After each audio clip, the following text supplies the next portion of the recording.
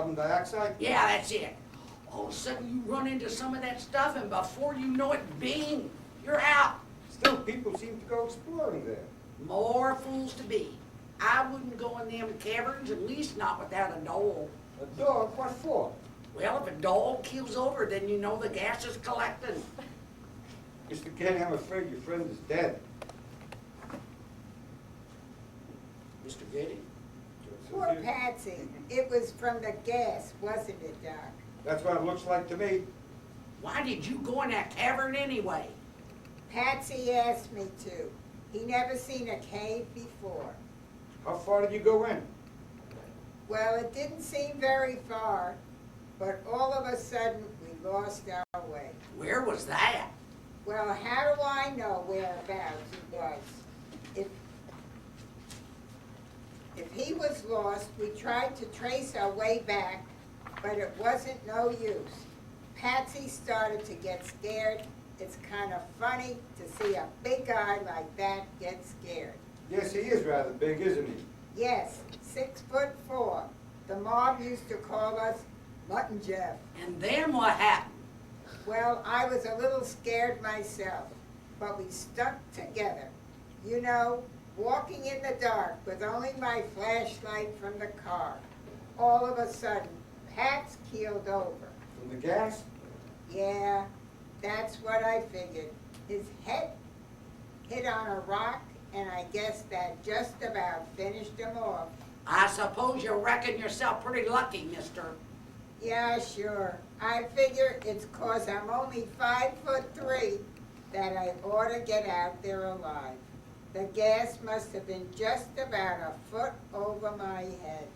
What do you think about that, Dr. Melville? I think you better arrest Mr. Getty for the murder of his old friend Patsy.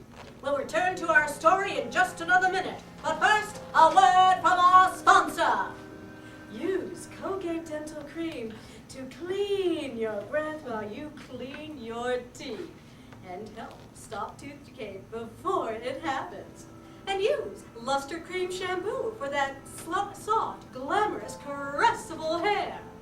And now, let's see if you are observant as Len and the doctor as we go back to our 5-minute mystery. Hey, Copper, let me put my hands down. They're tired. When you're in Green Gap's jail and not before. I don't get it. It was a good story. I still can't figure out how you found out. Len tells me they used to take dogs into the cabin because the gas is heavier than air. It collects on the floor.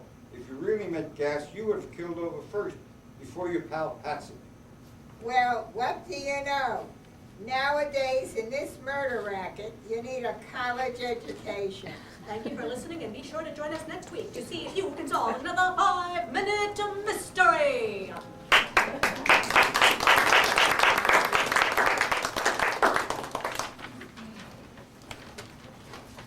In the early 1930s, in order to survive that depression, many local stations scheduled programs that had a local appeal, country music, for example. During that time, the local broadcasters would usually read the news for one 15-minute broadcast per day. But what happened is the broadcasters would buy the newspaper, the local newspaper, in the morning, and they'd read it once, and that would be about it. Other program types included town hall meeting programs and maybe a hillbilly variety show. As these daytime network serials became more and more popular, stations actually began to develop then daily schedules. So we now present Fun with a Tractor. This is from the Hop to It Club, a 4-H club program, which aired from 12:30 to 12:40 p.m. on the Rural Radio Network. The cast of Fun with a Tractor includes Joanna, who is playing Jim. Me shall be playing Nick. Stan shall be playing Mr. Avery, who is the project leader. Morris shall be playing Mr. Johnson, which is Jim's dad. And on the sound effects, we shall have Olive, and Mrs. Edwards shall be playing, and Mrs. Edwards. Evelyn shall be playing the music.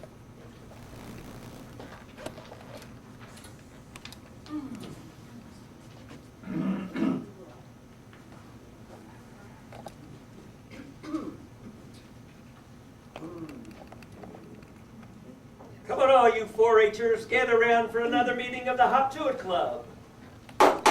Order, order, let's come to order. The Hop To It Club is now in session. From the radio workshop comes another meeting of the Hop To It Club, a special bi-weekly program which tells the story of 4-H clubs all over the state. Today's dramatized story called Fun with a Tractor. Following our play, you'll hear the latest news and information for all 4-H clubbers. The Hop To It Club is assembled here in the studios of the radio workshop, ready to bring you today's story, Fun with a Tractor. The boys of the Hop To It Club have decided to take the new project offered in tractor maintenance. We find them at one of the first meetings held for the project. The meeting is nearly finished as we hear Mr. Avery, your project leader. So at the next meeting, boys, we'll have a report from each of you on your tractor maintenance. Don't forget to take along your set of worksheets. Do a good job on those tractors, and I'll see you all at the next meeting. That's all for today. Meeting adjourned. Oh, come on, let's go. By the way, fellas, don't forget to bring your fathers to the next meeting. We have quite a bit to talk over with them. Yeah, okay. Hey, Jim, wait a minute. Oh, hi, Nick. You going home? Yeah, come on over. Ride home with me. Okay. Wasn't that a swell meeting? I sure learned a lot about our tractor. This is gonna be fun. Have fun with a tractor? Don't kid yourself. It's hard work and dirty, too. Did you get that set of worksheets on tractor maintenance? No, I don't bother. Well, how are you gonna take care of your tractor if you don't know how it works? Oh, I took a couple of notes during the meeting, and besides, anybody who owns a tractor should know how it runs.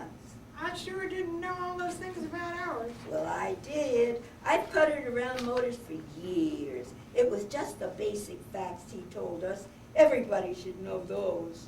Say, why don't you come on over to my house tomorrow after school and we'll try to work on my father's tractor together.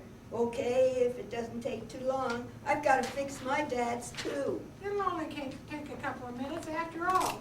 What's so hard about looking at a tractor motor? The hardest thing I have to do is persuade my dad to let me fix it. Evening, Dad. Oh, hello, Jim. Well, how was your meeting today? Oh, it was really swell. We learned about tractors, how they run, and how to keep them running.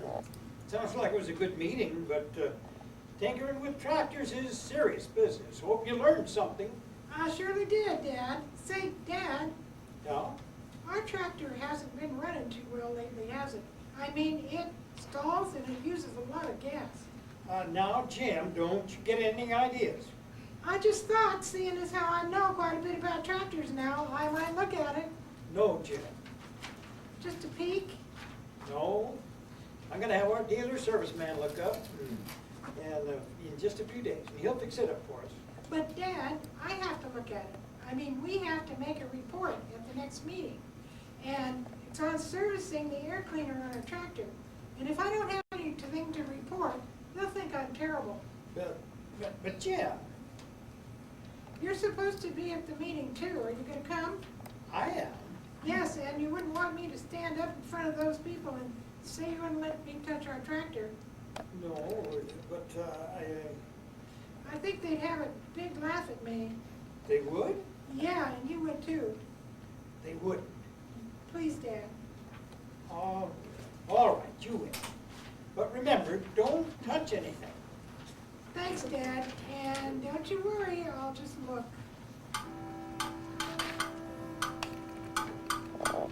Hey, all you 4-H clubbers. An attractive booklet entitled The 4-H Way in You is yours free.